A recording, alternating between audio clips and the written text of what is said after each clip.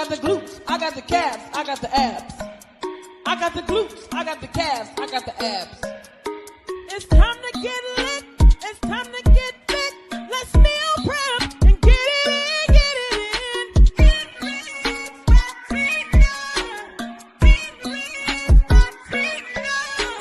Transformation, freedom, and innermost heaven. Let's hit the gym and get fit, get fit.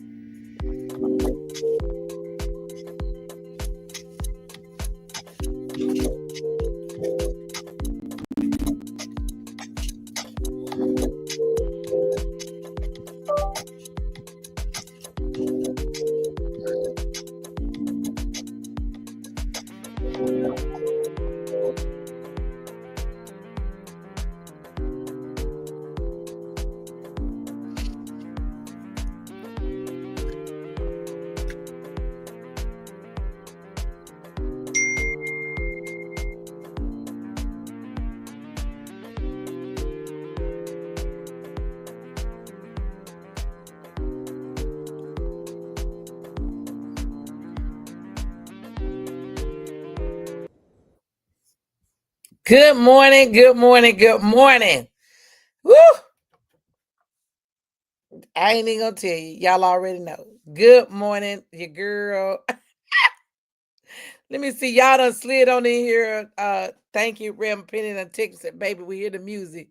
We don't see you. We don't see nothing. I'm in here trying to get my whole life together over here in the background, y'all.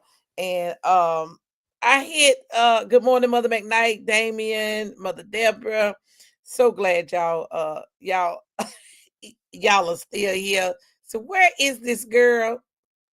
I'm gonna tell you. Let me get my life together over here. I went to bed early. Okay, it wasn't that. Baby, I went to bed early. Talked to Mother Loretta last night. Cause look, me and the Golden Girls, we getting together. Good morning, Sister Chris. It's so good to see you. Um, cause I knew I said today is the day, y'all, right? And so I thought I had all this stuff set up. So I done hit snooze about 4, 5 times. I was dreaming, and I don't know what happened, but you know when you just be dreaming and you just still sleep, but you think you up. So I thought I had already been up and done all this, but here we are. So thank y'all for y'all's patience to with your girl, cause I hit snooze twice. Then I must have turned the I just turned it on off. So thank you, Real Penny. She said, "Good morning, Teresa." She said, baby, we hear the music. We don't see you. Cause I was over here scrounging around trying to get all this stuff set up, trying to all my bells and whistles that I thought I had did. Normally I set up the stuff for the next day, but I got distracted yesterday morning. Thought I did it.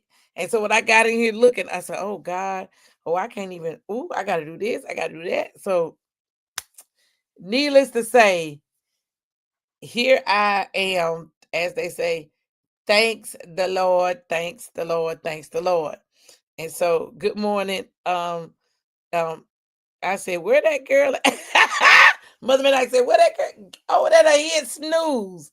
Y'all, the good deacon, he about wooed me to stay on under the covers. He about had me back. We about to get back in the relationship. I said, I ain't got time for you. Now we don't broke up. We don't broke up for months. Like now it's been months. Now I'm see May, so June, July, August, September, October. We've been broke up for 5 months.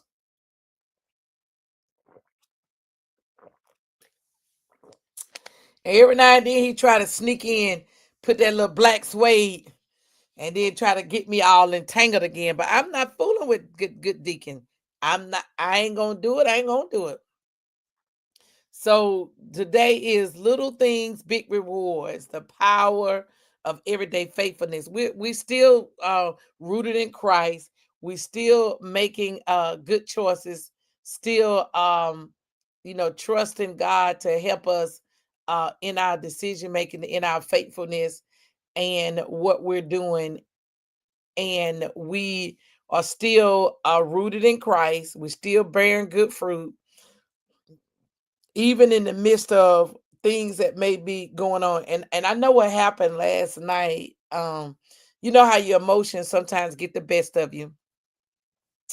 And y'all know today is the first day of the gathering of the sisters, and we're getting together. And we were when you're planning something with somebody and then they no longer here, right? And so um I was talking to Amber last night. We were just chat, I was checking in on her. She was checking in on me, and I was just telling her, leading up, to today, I've been like slow walking this thing because, we were all planning to stay together and hang out and things like that. And it just hit me. And I guess it hit me over in the night. Because I woke up, teary-eyed and, emotional a little bit. And so that kind of threw my sleep off. So that kind of, but when you're going through grief, grief just shows up and do whatever it want to do whenever it want to do it. And so that kind of threw me off a little bit and kept me just sleeping. I was like, I'm just gonna sleep on the end, I'm just not, and then I hit snooze, and then here we are. But when you start thinking about God's faithfulness and what he does. And so Luke 16 and 10, Damon put it there in the KJV. He is just that faithful in which is least is faithful as much as in, and that He is unjust in the least, is unjust as is also in much. Okay, I said all that. That's why I like to go to the children Bible, and it says this. KJV, sometimes they can get a they can get a little deep and a little wordy. So he says, he who can be trusted with small things, um, can be trusted with large things. He who is dishonest in little things will be dishonored in the large things too. So that's what that is. He that is faithful in that which is at least is faithful, also in as much as he is unjust. That's what that meant. Like, okay, if you're faithful with the little stuff, yes, yes, yes, it will.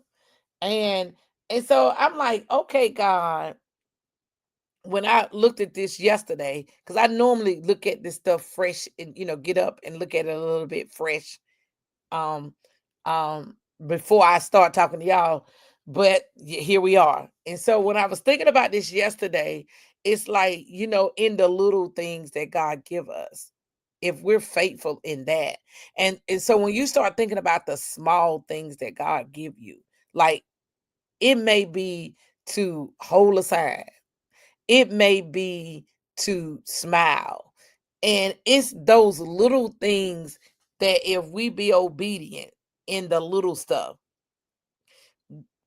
the big glamorous stuff that some of us want to get to, because we all want to live a glamorous, fabulous life. Like I want to be able to, get there and be talking to 10,000s of people, like I am right now, like these 10,000 of you that's on here right now. If you go ahead on and hit like and share and tag a friend, then this could potentially get out to 20,000 people. But when the time come, if I'm faithful over the 20 that show up consistently, then those 10,000s is coming. You know what I mean? And that's when I say, God, I see how the enemy can easily trip me up to say, well, it ain't that many people. It don't really matter. It's okay if I come. It's okay if I don't. But I got a message from a sister yesterday that said, listening to me in the mornings and talking about, yesterday, we've been fasting for the last 3 days leading up to today. She was about to quit the fast. And she said listening to me gave her the push to keep moving on. So I'm like, what's going on, Shantae? So good to see you. Because look, when I have something else about some of you all come on in here. All right, Mo, so good to see you. And so it's like you think you getting up at 5:45 and that you may not be making a difference. So does it really matter? Should you even still come up? And so when you get those little love notes, and many of you when I get missing or I'm a little late or I don't come, and I hadn't said it previously, I'm not gonna be here. You all will get on the phone with texts and you good. So those little things let me know if I be faithful over this right here, my next at what God got for me, he's going to be able to entrust me with something else. Okay, Mo say yes. Mo say, oh yes, you helped me.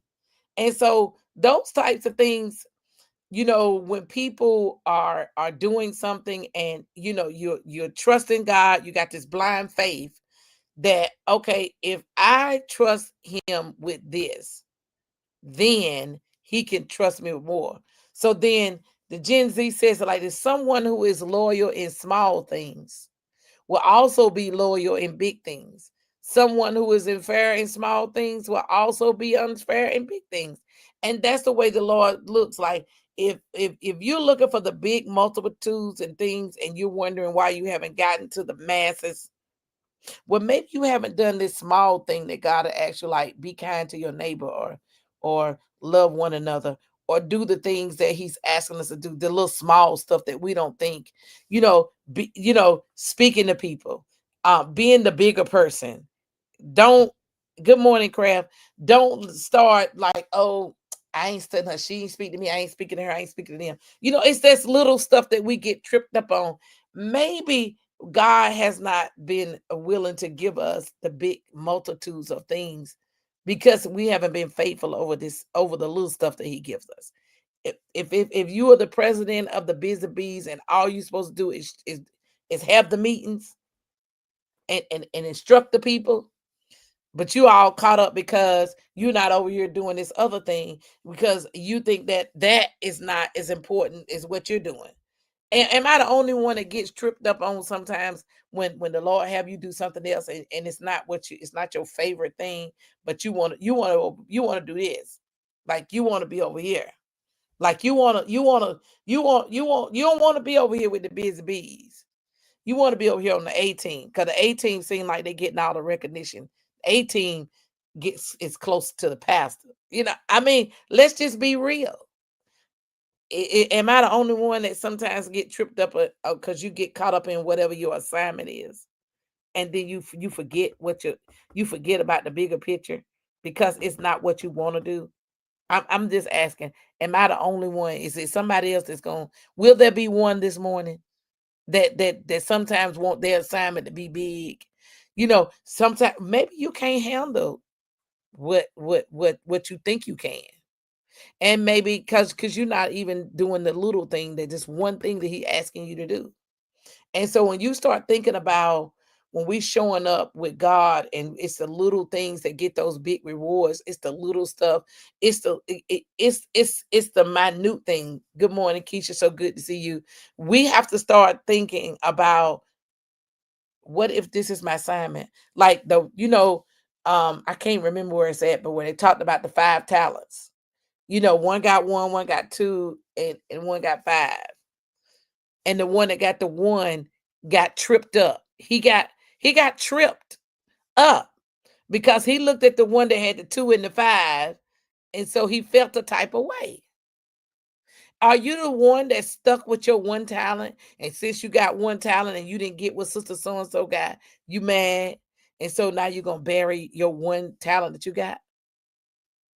And he won't come on here, Damon. Damon said God wants us to be faithful be good stewards over what He has given us. You want to raise, but you ain't even doing right with the money. You ain't even managing the money you got now. So why He gonna give you more money to waste? I'm just asking for a friend. Like, so when we start thinking about this thing, this faithfulness, as we producing good fruit and bearing good fruit, faithfulness starts small, y'all. So whoever He can trust with the very little thing, He can trust you with a lot.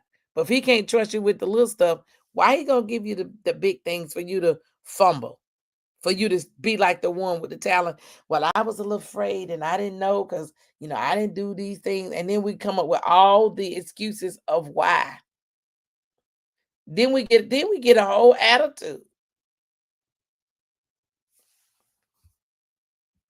Okay, he says, okay, in Matthew 25, verses 14 and 30. If you are not familiar with that story, go read it. Matthew 25, 14 to 30, where it talks about the talent. Thank you, Damon. Y'all, Damon is that right there, Damon, that he all right with me. So when we think about it, let's think about it like this. When David was tending to the sheep, right? Minding his own business. I mean, you got to think about when you tending and taking care of animals, they stink, they nasty. You got to clean up the poop. You got to kick the area. I mean, he out there in the heat. He out there in the sun. He out there in the rain. If it snowed in that area time. I mean, he out there in all types of weather tending to these sheep. What if he copped an attitude and was like, I'm not going to do this? And then when Samuel came up to the house looking for the next king, the oil wasn't poured on them brothers who Jesse thought was going to be the one, the very one that they didn't think it was going to be. Baby, you're the one. So you may be look like you overlooked now, but God is prepping you for something. I sense that real heavy this morning. So I don't know who all on here, but you have been felt like, well, why can't I? Your time is not yet. And so guess what? When the time is right, come on, Teresa, what's that? Was it Isaiah 60 and 22 or 20 and Isaiah 60 and 20 or Isaiah 60 and 22, Teresa, if you're able to type that in. When the time is right, the Lord will make it happen. But are you ready for what you think you might be ready for? Tina Blackman. Ooh, that thing hit me. Good morning, cuz. So good to see you.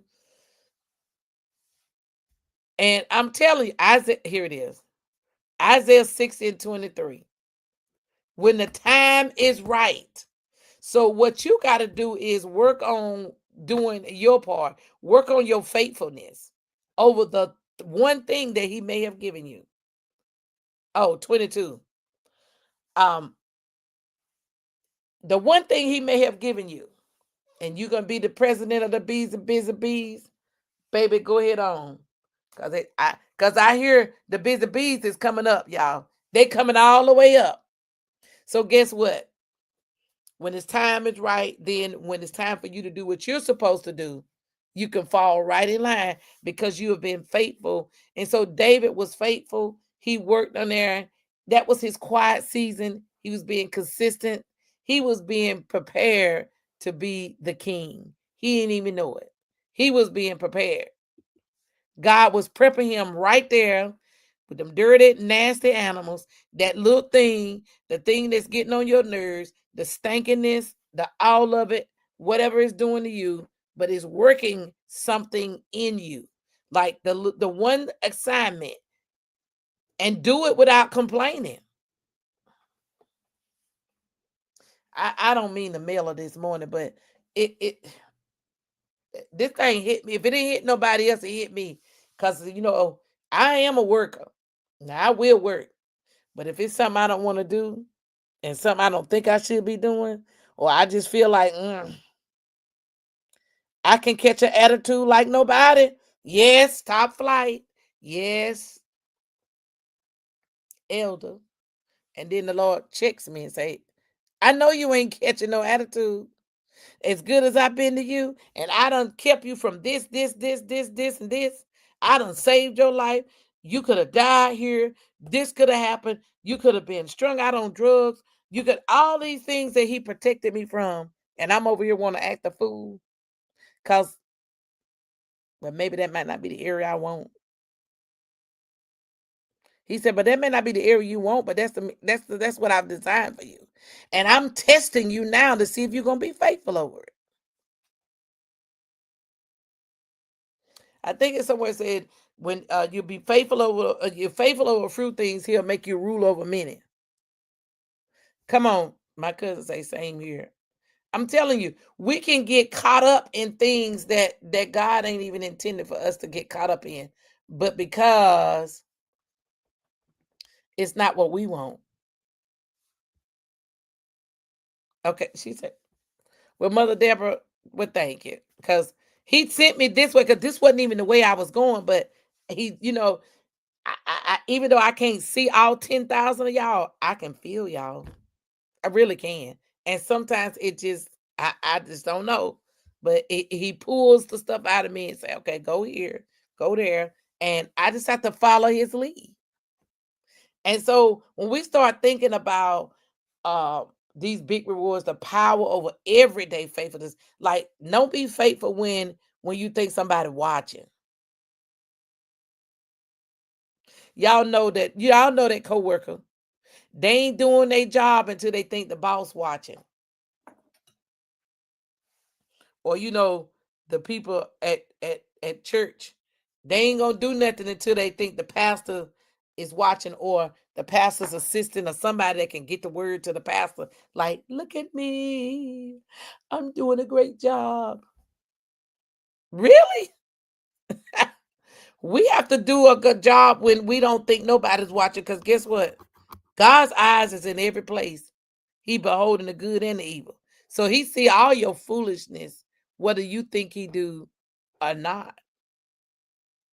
Okay? So that's when you have to start saying, okay, well, let me do this because this is the right thing. And so when we start thinking about this, excellence attracts increase. So if you are walking in the excellent in his spirit, meaning you're obeying to the best of your ability, because sometimes we go left, sometimes we go a little off. Mother Shirley say, Baby, go ahead on, Tina, tell the truth." It is the truth. And we know some of those members, they ain't moving. And one of the things Pastor Wilson used to always say, I don't want no eye servants, meaning you only serving and you only doing when I'm looking, and when you think I'm checking in on you. I want to be able to know that if I go and I'm somewhere else, that this work is going to keep on moving whether I'm here or not. Like like if the leader is not somewhere, you should never know that. Whether it's a leader of a church, a organization, your job. Like if your boss is not here at work, nobody should never know, because things should still run like clockwork. Like it really shouldn't. And if things are running and depending so on the leader and the leader being there, you ain't really got nothing. Because guess what? If that person, the leader, dies, everything else dies with it. You can't even keep moving on, because you have been so contingent behind that, because you got to have that fruit that's going to remain even when the main boss is gone off or gone on to glory. You know what I mean? So we have to begin to train and teach people as if um we're not there. And this is where your confidence come in. Because guess what, baby? It's five of us that do. Let me see. No, it's one, two, three. It's seven of us on my team. We all do the same job. So I'm having to train somebody, right? Because we've had a lot of new people, and I'm training them. I'm giving them all my goods, all my everything, all my tricks in the trade. Why? Because I want to reproduce and replicate myself. Because I deem myself as an excellent worker, and I think I'm one of the best. I'm not arrogant, and I'm just saying. And but I want the person coming up behind me to do better than me. Jesus said the greater works shall you do. Like he want us to do better than him. So we shouldn't be hoarding on our gifts, hoarding on our talents. If you got something that you can teach and train somebody else and they do it better than you, then you've done your job. Because guess what? In the event that you're not there, you shouldn't want the company, the business, the organization, the church to stop because you're no longer there. You want to pass the torch. Because and I know I look, I hang around with the Golden Girls. The Golden Girls, they actually my friends. Look, and so, but I get wisdom from them. And I know that when they sit back and they used to do what we're doing now, the younger generation, it makes their heart feel good to say, listen here, she done passed the torch. The torch is moving on. They're able to do some things that we weren't able to do, and we're glad about it. We're not going to be mad because they're doing things more. Technology has increased, everything has increased. If we start getting and holding on to things, and because we're afraid that somebody gonna do it better than us, then you missing the point. You really are missing the point. And sometimes these emotions, and sometimes your mind play tricks on you. Well, I'm gonna be irrelevant and all those other things. No, I'm not. The Lord has me. He has you. Stop hoarding over what you have. If you got something and you offer it, now it's one thing if people don't want to receive it. Now that's on them. If they don't want to receive it, that's one thing. But you sit back because you scared they're gonna get two steps ahead of you. Baby, people cannot be you. It can't be duplicated, replicated. reproduce, none of that. I can't think of it. It can never be duplicated, never be something. Y'all know the little thing that goes on that people say as my friend Toya say, that's it, that's all. Like you have to be confident in that he that has begun a good work in you shall perform it to the day of Jesus Christ. So I don't have to get tripped up when the enemy try to trip me up to make me think that what I'm doing is gonna be, oh gosh, they're gonna take no. That's when we become covetousness. We can't be covetous, covetousness, where you just want to hoard over whatever it is. Let it go. Give it away freely. Because guess what? When you give stuff away freely, and you already walking and operating in what God got for you, boom, he know your works, he know your track record. It can't be matched. Can't nobody take your place. Now you can be replaced, but they can't take your place and take what your God-given assignment is, because it's yours. And if they do, they're not going to do it like you do it. But just because they don't do it like you do it doesn't mean it ain't right. Now I gave that one to y'all for free because that wasn't nowhere on my notes or nothing, but that was a reminder to me, because your girl like to be in control over here. And I like stuff to be going a certain way. And when it don't go that certain way, often imitated, never duplicated. There it is. Yeah, I'm often imitated, but never duplicated. There it is. So that's what I knew it was a saying. Thank you, Janelle. See, that's why it's good to have young folk around you, because they know these sayings. But it said, yeah, often imitated, but never duplicated, baby. What I do and what I produce, it cannot be duplicated. What you do, your God-given assignment, your as Stevie would say, your it factor, the thing that makes you, makes you unique. Can't nobody else do it.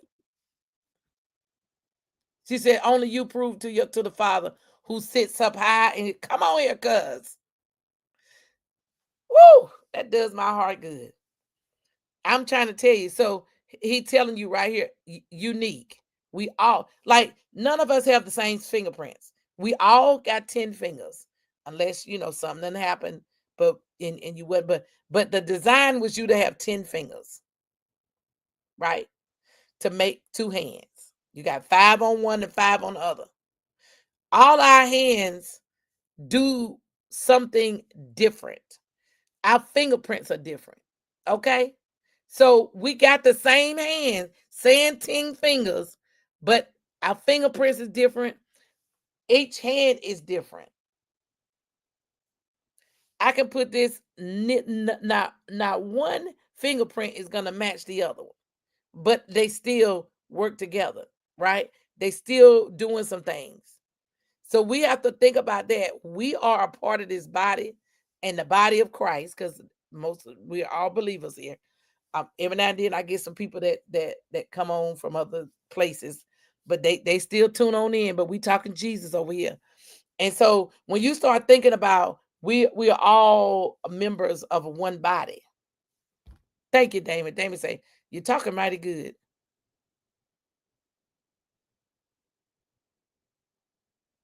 You said, see you over YouTube. Okay. Oh, we on? Oh God, I did. But let me pull back. We coming back this morning. Yes, God. I got to go, y'all. I forgot we were coming back this morning. So I'm gonna have to put a pause there. So let me real quick, cause I did not realize that, because I came on late. That's right. I got up late. So listen, put here, I am faithful in a little. This is our affirmation, and God can trust me with more. That's your affirmation. And then think of a task or a relationship or a habit that you can handle greater care this week. Write it down and then ask God to help you do something. I did. I missed the whole morning, girl. You should put it on the phone. You should have next time text me. But y'all, I got to go because we already on. All right, y'all. I will not be here in the morning because we're gonna be live. It comes on at 5:45. I come on 5:40, but I got on late. But the sister circle's at 6:30, And tomorrow, those of us as registered will be in the building. So I will not be on in the morning. So I will see y'all Monday morning. And and some of you that's registered, I'll see y'all in the building in the flesh tomorrow morning for the sister circle. I gotta go, y'all. I'll talk to y'all later. And I'll come back and put the affirmation thing in here because I done forgot. I done got all discombobulated this morning. But I'll see y'all over there on the sister circle side. Bye. Now tell me exactly how you feel. I'm just trying to keep it real. Let me love you on the inside. Love you on the inside. Tell me exactly what you mean. You mean